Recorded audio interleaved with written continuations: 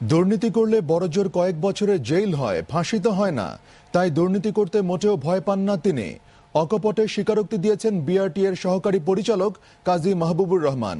জানিয়েছেন দুর্নীতি করে তার মতো বিআরটি এর অনেক কর্মকর্তাই বাড়ি গাড়ি করেছেন। তার মতে এই প্রতিষ্ঠানটিতে চাকরি করলে বেতন লাগে না, ঘুষের পয়সাতেই চলে।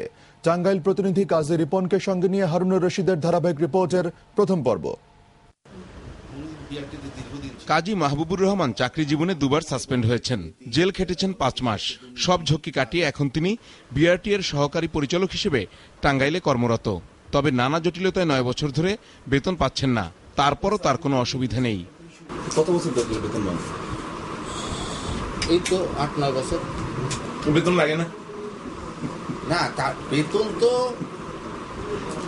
আপনাদের এখানে বলার তো স্কোপ নাই। বেতন আমাদের বিআরটিএতে আপনি বিআরটি নট অনলি বিআরটি, পুলিশে বলেন, কাস্টমার বলেন, তার মধ্যে পুলিশ ইন্সপেক্টর পর্যন্ত আমরা দেখছি যে ঢাকা শহরে সবার বাড়ি আছে। আমাদের তো আমরা তো 20 বছর চাকরি করছি। আমাদের যারা এখন ইন্সপেক্টর আছে তাদেরও বাড়ি আছে। যেমন আমাদের মোমেন্ট 2 কিন্তু মিরপুরে 2টা বাড়ি আছে এবং তার ঈশ্বরদীতে মার্কেট আছে একটা ছোট জায়গা।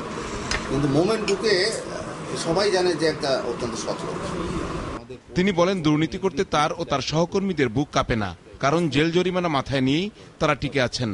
দুর্নীতি দমন কমিশন আবার করতেছে, হেড অফিসে একটা টিম পাঠাইছে, ওরা ওখানে শহীদুল্লাহ গায়দার সাহেব, হ্যাঁ, আর আমিনুল হক সরকার বলেন কি হবে এখন। তখন আমি বললাম যে স্যার কি হবে, শহীদুল্লাহ গায়দার স্যার আমাদের যেহেতু ডিপটি ডাইরেক্টর উনি, আমি স্যার কি হবে, কেস হবে, কেস হওয়ার পর খারাপ কিছু হলে জেল হবে, ফাঁসি তো হবে না স্যার। তো এগুলো তো হয়েছে, এগুলো তো করে আসছি। এখন ফাঁসি যদি না হয় তাহলে পরে টেনশন কিসের? এমনকি হত্যা মামলার মতো মামলাও তাকে কাবু করতে পারেনি।